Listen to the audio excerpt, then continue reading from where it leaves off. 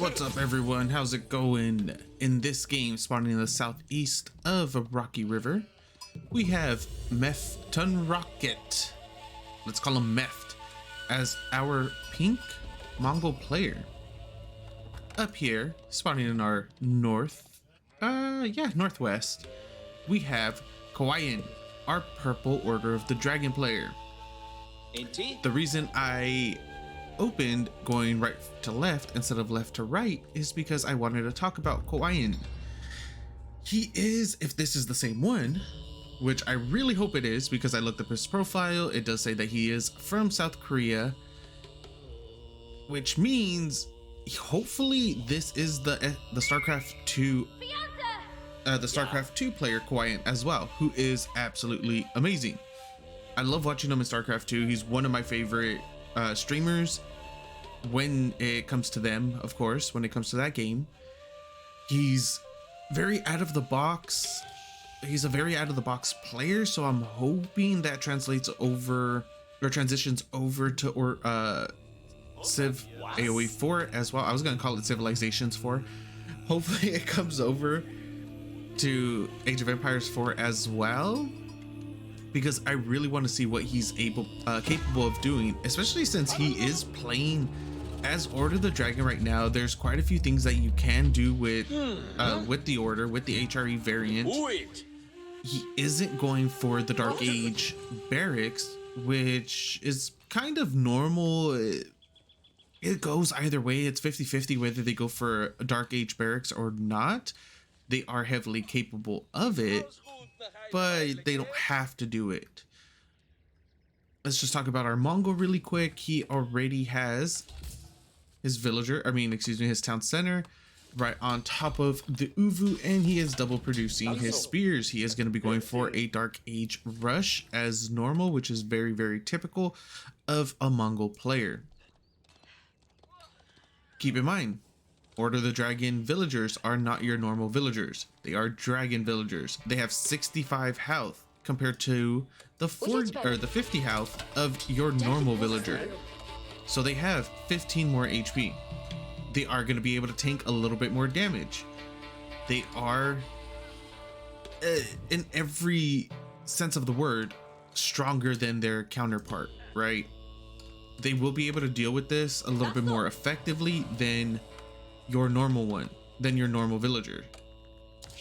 As you can tell right here as well, 6 damage, 6 base damage, and then 7 base damage.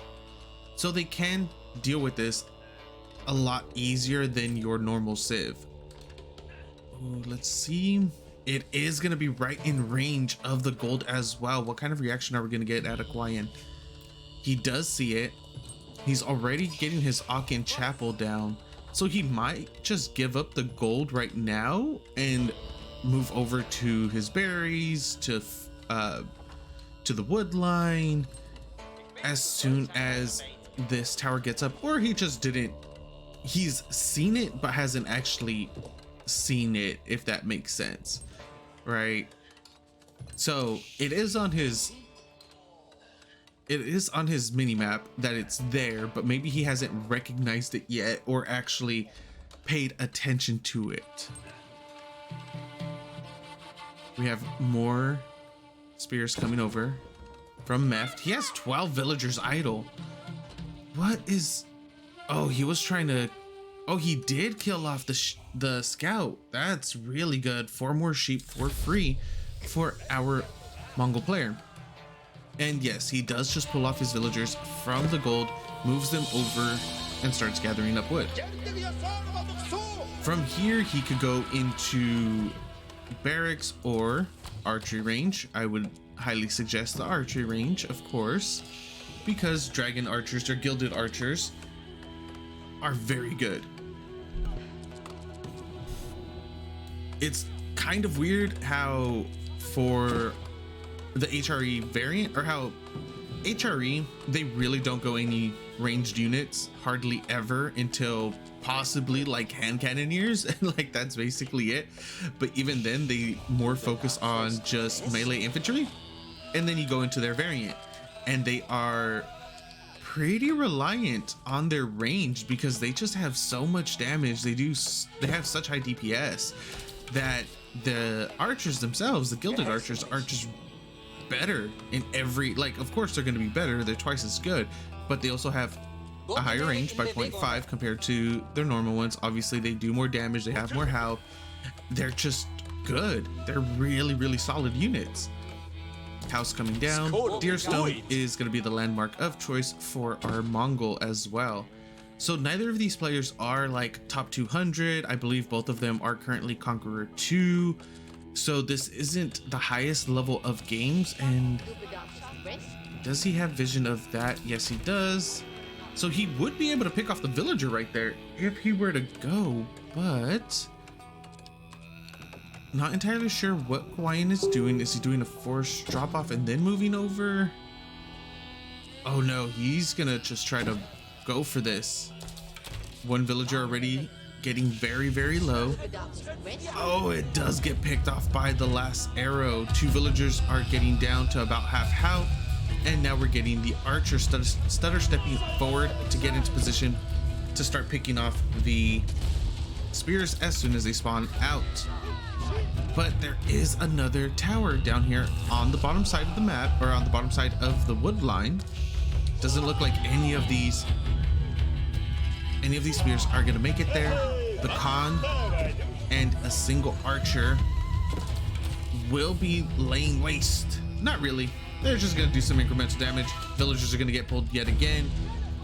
kiwian has already lost 3 villagers. He's gonna lose a 4th, potentially a 5th, if that weakened villager gets focus fired. This is really bad for our Order of the Dragon player, losing so many villagers as fast as he, or as early as he did. And down goes the Khan, down goes a villager. So 1 villager against 4. The major thing here is, remember, the Uvu, well, the TC is on top of the Uvu. So if our Mongol player does decide to go into just heavy eco play, he could just start double producing villagers and get even further ahead, especially after his 4 villager kill. Gonna get walls thrown up on the western side of kiwian's base, and there are a few weakened villagers already that are going to be moving over to the berries, while 2 Keshiks do make their way. And Meft also has 4 archers of his own. These 2 Keshiks can do and will do quite a bit of damage if they do decide to commit. 3 villagers, excuse me, we're at the gold. There is a villager on the back line. He will be able to? Oh, he doesn't finish the wall off. That could have been really good for our kiwian player. For our Order of the Dragon player. He still ends up getting a single Keshik right there, so that's not bad. Killing a Keshik for free, essentially. Did no damage, a little bit of idle time.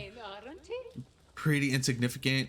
What is significant are the 4 villagers that kiwian has already lost. So we'll see what he's able to do from there. I was kind of expecting a 2 TC play out of him, but it looks like he's going to be going into castle instead. Has the Akin Chapel, but he does need a military. He only has 6 archers at the moment. These 6 archers will be able to do a lot of damage to the enemy archers, but once those 2 Keshiks, which there's also a 3rd one on the way, it's either a 3rd or another set.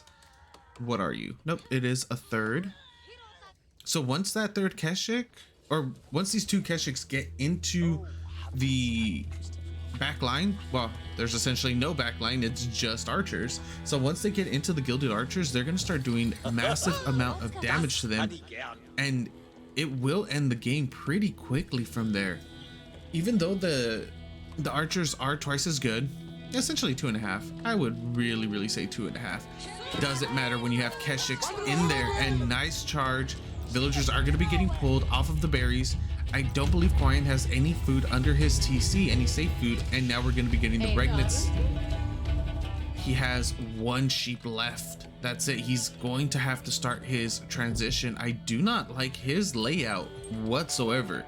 His building layout is very bad, in all honesty. you need to keep the area clear around your Aachen in order to maximize your gathering potential. Once you start transitioning into food, the not horse archers, the gilded archers, doing a decent amount of damage. They are able to push the Keshik off. The archers themselves for Meft have significantly grown in numbers. He's currently sitting on 15 with 4 Keshik. Keshik do charge onto the wood line, get a single villager kill. Second villager might be going down. Yes, it does. Nice little trade coming on here, but you really don't want to sacrifice villagers for military. And it's really nice to sacrifice military for, or killing military for no reason, just like those 2 Keshiks.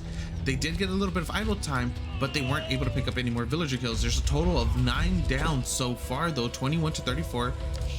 There was 12 villagers idle as well, so that meant that there were only 10 villagers actually being active.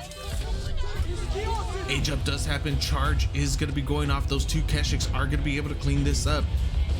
Now that he is in castle age, kiwian that is, he will be able to get a gilded knight once he's able to afford it, but he has no food. He has, wait, where did he get food from? He canceled something. Something got canceled because he went from, oh wait, no, I didn't notice. He has a little pocket. Villagers over here on the wood line again are going to be under fire. Charge from the Keshiks does get off. Where's your gilded knight? You need military. He's down to 3 gilded archers and that's it. Meft is going to be applying a lot of pressure in feudal. Kiwian is severely damaged, 22 villagers. He's lost 10. He should be up to at least 32 at the moment.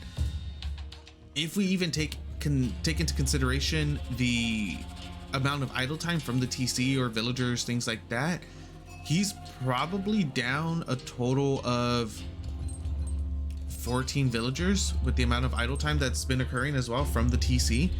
No, that's a little too drastic. Let's say he's down 12 and a half. He'd probably be down about 12 and a half villagers with the amount of idle time that's been taking place on his TC. And that's huge. That's absolutely huge. Are we gonna be able to, is he gonna see this over here on the eastern side? No, he doesn't. He's barely gonna miss it. No villagers were there and the mill was barely out of range. He is gonna be wrapping around the northwestern side in order to see what there is for him to get. Another villager goes down. Both of those villagers are gonna be going down. Nice reaction on the one that did just spawn gilded knight out with 3 gilded archers. At this rate, that's not going to be enough though. A lot of villagers are going to be moving over to the western side of the map to start getting those deer. Scout does get picked off yet again, and now he's definitely going to be seeing it this time. He's going to notice the villagers on the eastern side, the con auto attacks, which does trigger the alarm, and kiwian should be moving those villagers back home. Yes, he does.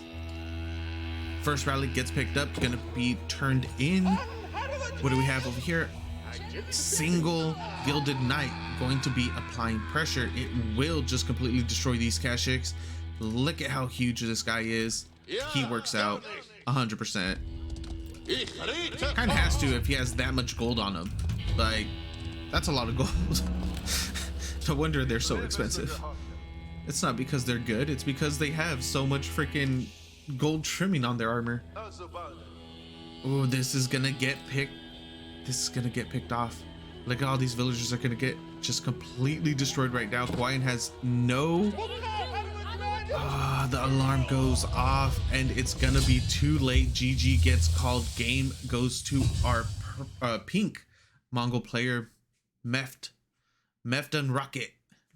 Thank you guys for watching. Hope you enjoyed. I'll see you next time.